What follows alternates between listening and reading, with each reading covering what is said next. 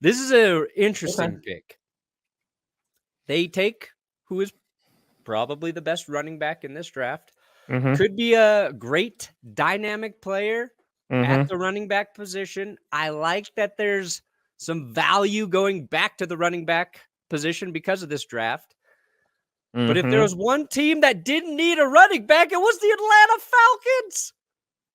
You It was have the Algier. Falcons. You have Algier. Like, he was good.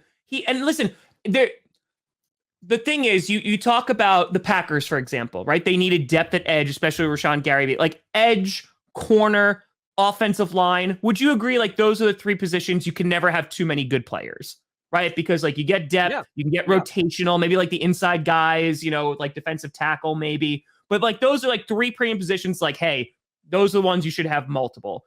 Now, can the Falcons run like two running backs and like rotate Algier and just have like a great offense that way? Sure.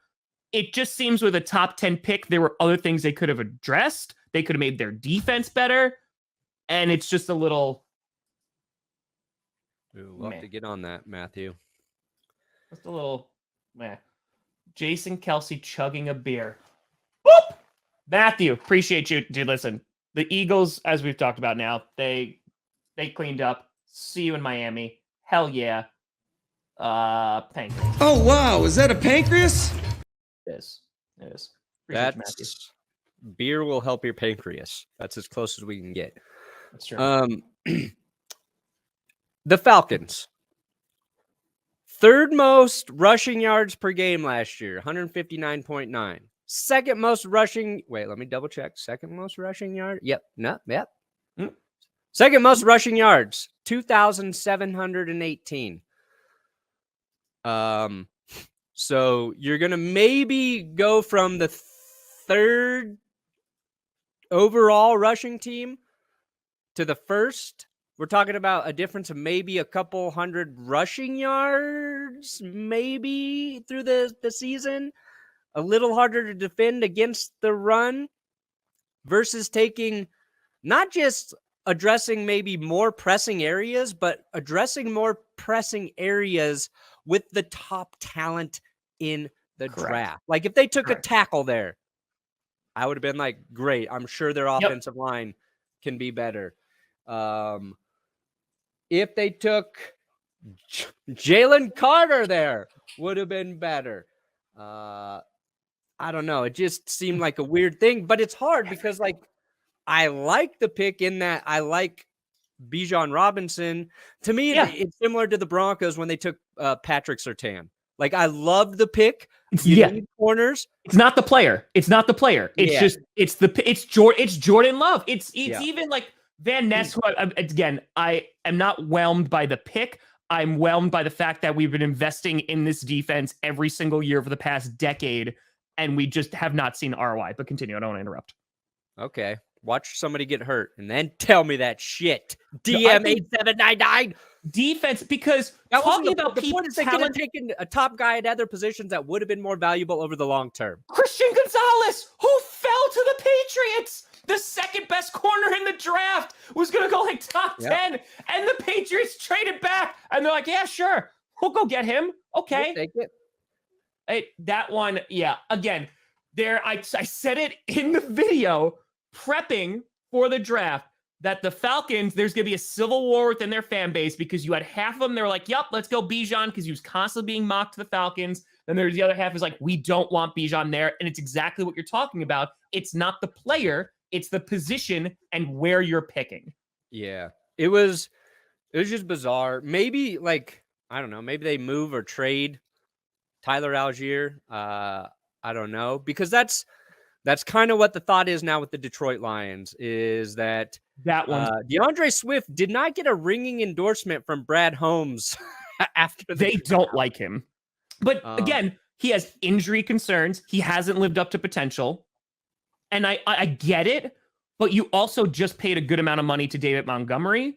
Yeah. And I think the thing with Gibbs that's going to set him apart. He's a really good pass catcher. And so this is another example. For the Lions, I think they said, this guy is going to fit our scheme. He's going to allow us to do a lot more on offense. That's why we're going to get him. I think if another team drafted him, there had been a little bit like, okay, don't really know why they're going for him right now. But I really think the Lions have a plan specifically for this dude. Now, that being said, you can scratch your head and be like, would he have been there later? And you could have gotten still like another top talent. We're never going to know. But see, like if they move Swift, Washington.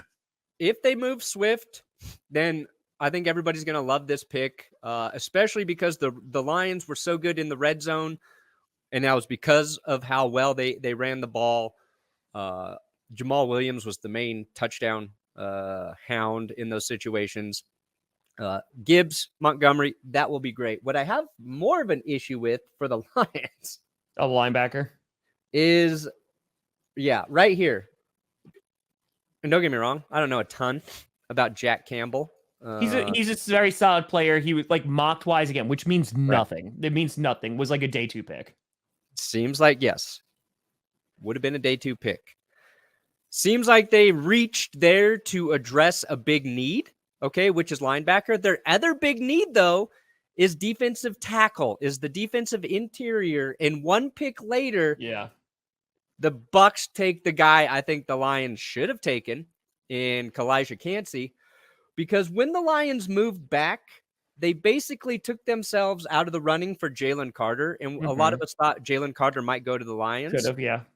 So had they gone running back and had they gone Kancey at 18, then we'd be like, okay. And I bet they could have gotten Jack Campbell in the second and gotten all 3 of their guys.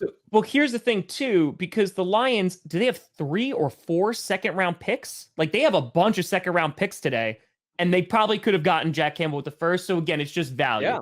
Now, I'm going to say this. I know a lot of people are poo-pooing on the Lions today, but Brad, MCDC, they've been drafting really well. So, like, and again, we are just snap reactions, why draft grades mean absolutely nothing until like 3 years down the line. So it looks weird to us because of mocks and all this stuff, but 3 seconds and a third. Thank you.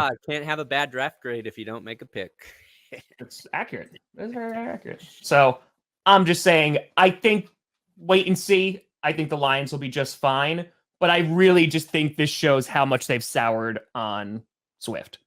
I just think like he's just not the guy anymore.